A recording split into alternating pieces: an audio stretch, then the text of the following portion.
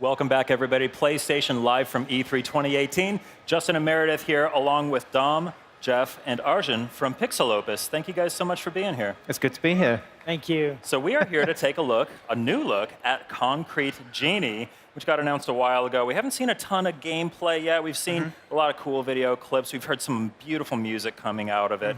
But now we are here to do a gameplay demo. Let's hop right in and take a look. Start it up. So would one of you like to just give us a quick explanation of what we're seeing here as we come into this demo? Well, so Concrete Genie is a game about a boy called Ash who can bring his paintings to life. I think we talked about that at PSX back in December. And we did a bit of the demo for how the painting works. And at E3 here, we're going to start showing how more of the gameplay loop is coming together.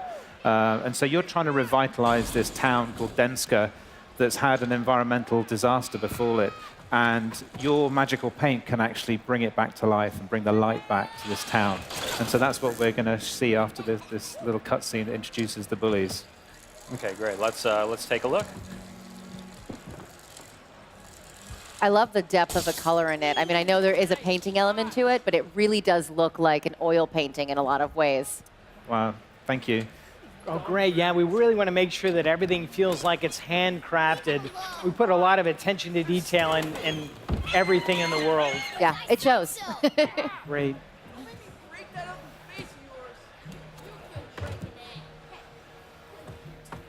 So these guys are going to be coming back later to make it difficult for you to paint throughout the town. Making a daring escape. Yeah.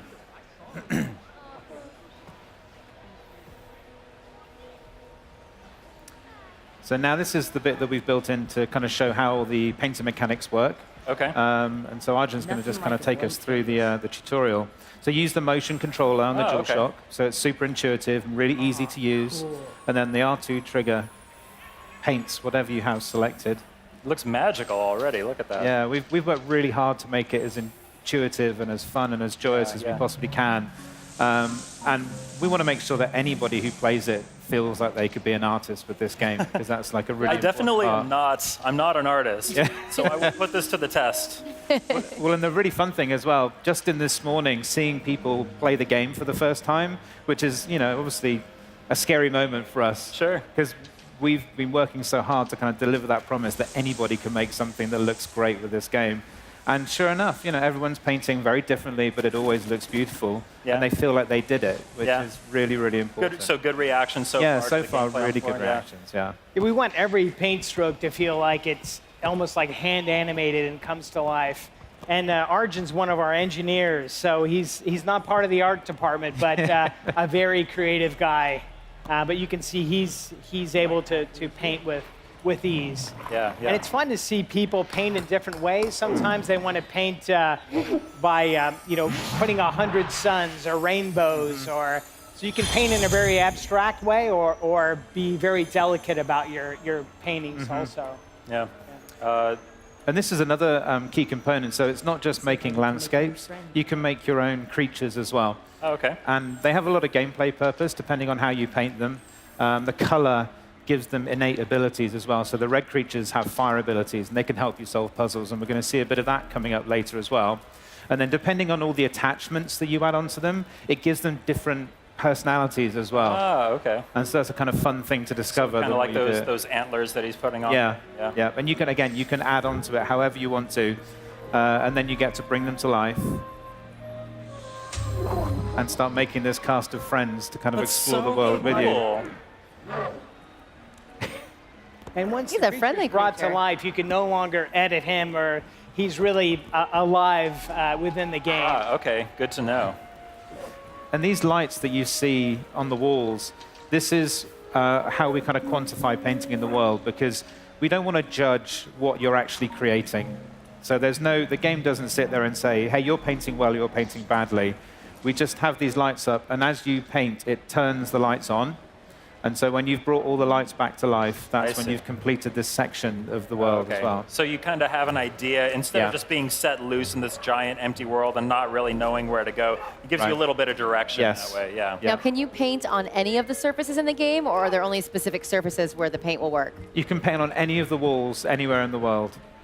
Wow. And you know, that was another hope, was that everybody's game would look different, which Yeah. is really important. So you have this kind of more custom, unique experience. And sure enough, everybody's games that we've seen playing the demo today, completely different. And all the creatures are completely different as well.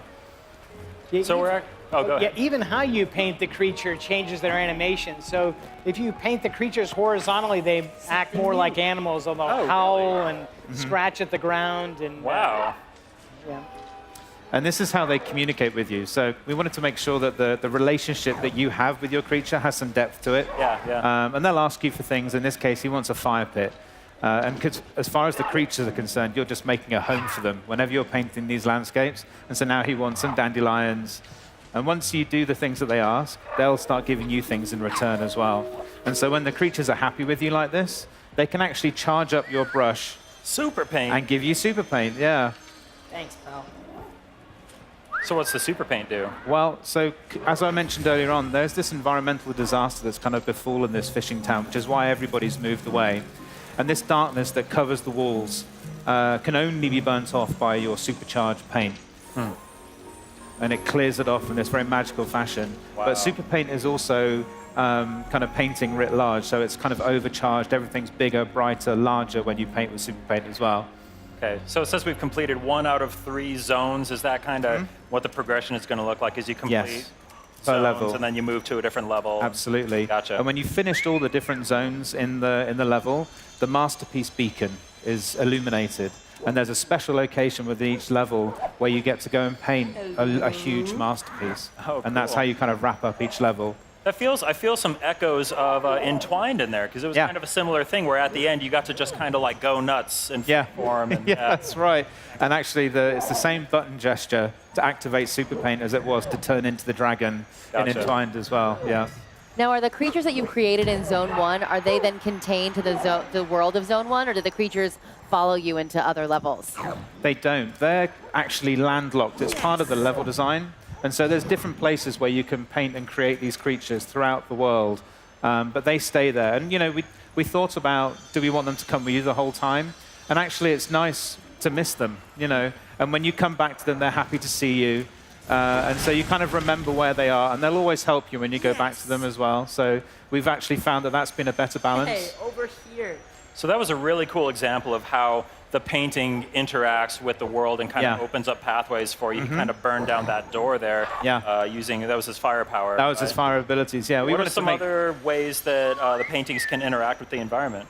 So as you progress through the different levels, you unlock different colors, and those different creatures have other abilities. And we've tried to make them very intuitive and elemental, so yellow creatures have electricity, and I'm not going to give away too many of the other ones, Sure, but sure. you'll unlock them as you go through the game. Now, we just got a prompt about escaping bullies Yes. on this level. So they're about to come and start hounding and making life difficult for Ash. So these are the bad guys in the game, and you saw them in the cutscene earlier on. And so as the game has kind of opened up into this mini open neighborhood. Yeah. And they're landlocked as well, so they stay at the street level, but the rooftops is Ash's space. And so he has a kind of agile platforming moveset, and he can clamber up to the rooftops and get up there and get away from them and try and avoid them and lure them around the level. So that's the thing that's putting pressure on you, is you're trying to cover this space with your artwork. Let's see. And what was that he just He got just there? found a brush. So before this chunk of gameplay, the bullies have stolen his sketchbook, and they've ripped all the pages out and scattered them into the wind. I remember And that so- from the reveal yes, trailer. I That's think. right. And so they're kind of floating around as well, gives you something to chase. But you get this cool gameplay reward every time you catch one, which is a new painting technique. Oh, cool. Yeah. And do those affect the gameplay in tangible ways as well, or are they more just kind of stylish? This looks like. They do, because the creatures really want you to paint specific things at certain points. I So see. there's a handful of brushes that you have to find in each level. Okay. And then at the masterpiece painting at the end, you'll get to use all of them to bring to bring to cool. life the final kind of destination. So he wants a cherry tree brush, which Arjun has thankfully just found. You just paint it right there for him. Yeah. You can see I we love- have over 3 levels of animation when you paint a tree, and we really want to give the person the feeling that it's coming alive, like a moving illustration. And when the bullies come around your artwork, it actually changes it freezes and loses all its color. Sort of a manifestation of how Ash feels when he's being bullied. I see. So do And you they have to can't repaint all those places when the bullies come through? No, so when they leave the area, it comes back Comes to back to life. life. Gotcha. It's meant to reflect his mood, but it's also the fact that they can't see it as alive because they don't have the imagination to see it. So when they're around, it completely kind of dies and desaturates, and the creatures get frozen as well. I see. I predict that will have some gameplay implications Right. in terms of the puzzles and all that. Absolutely.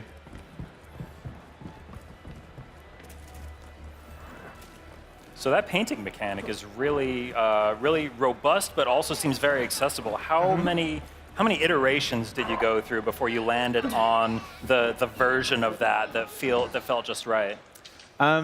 We've had several attempts at getting to the place we're at now, and it wasn't until we let you really freely paint with a cursor that we felt that we'd answered that kind of player expectation and that fantasy of making you feel like an artist. And so, that was our third kind of stab at it. And then we've had about a year and a half since then to have it manifest into the game that you see right now. Now, I know the music is really important, but it sounds to me, and I know it's a little loud here in the convention center, but it sounds to me as if each brushstroke has a different tone associated with it. That's right. So this is something that we've been working on this year as well, just to help encourage every player to keep painting. Each brush has its own melodic instrument attached to it. And so, kind of like Entwined as well, we care deeply about our dynamic soundtrack. And Sam Marshall, our audio director and composer, has designed this amazing system where each brush has its own sound, and it plays in the same key as the soundtrack, and it's perfectly in time with the music as well. So when you're painting, you feel like you're contributing to the soundtrack as well. Seems like quite the engineering feat as well. Yeah. Yeah. That's awesome. I mean, music is so important. It really is. Creating a really emotional gaming experience, I think. We've designed levels within the world where you can just kind of sit and paint and spend time composing whatever you'd like. And it's really nice because you can have the action part, but you can also take time to make really beautiful little compositions for yourself. Right. Yeah, yeah. And yeah, on the note of the music, I remember there was a song that we released from the PGW trailer? Yeah, that's right, from Paris. Yeah. Yeah, and that was such a beautiful song. I'm really looking forward to hearing more of the music in the game. Absolutely. We're so lucky to have Sam on board, and he's been with us since the very beginning of the project, which we think makes a huge difference. Yeah. Having somebody representing and speaking about the audio from the very initial design is what enables us to have it so thoroughly integrated into the gameplay. And Sam contributes to the design of the game as well, which is great.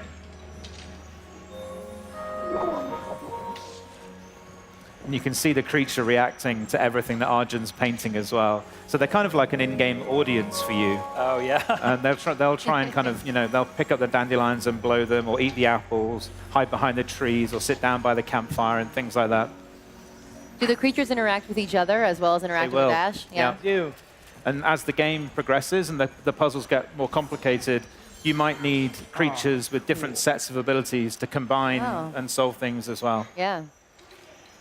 Well, yeah, I can see we've added a fair bit of color to this dreary landscape. Yeah. Cool. I think we're coming up on time here, but is there anything else any other cool stuff that we wanted to check out before we let you go? I think that's all the basics that we wanted to cover, yeah. Okay, great, cool. Any final message for the fans watching at home or for our fans out in the audience here? Well, we just can't wait for people to get their hands on it. And thank you for being patient as well while we're finishing the game, which is great. Great, cool. Are you talking about a release window or anything like that yet? Not just yet. Not just yet, but TBD. Well, you're making excellent progress. Meredith, anything else you wanted to add? No, I'll be waiting for that TBD notice to go out. Right. Cool. Well, that is Concrete Genie. It is coming to PlayStation 4. Thank you all so much for joining us. The game looks just positively beautiful. Thank you. Looks fantastic. So thanks for having keep us. an eye out for that. We'll have more news at PlayStation Blog as we learn more. But stay tuned because we will have more coming up at PlayStation Live from E3 2018. PlayStation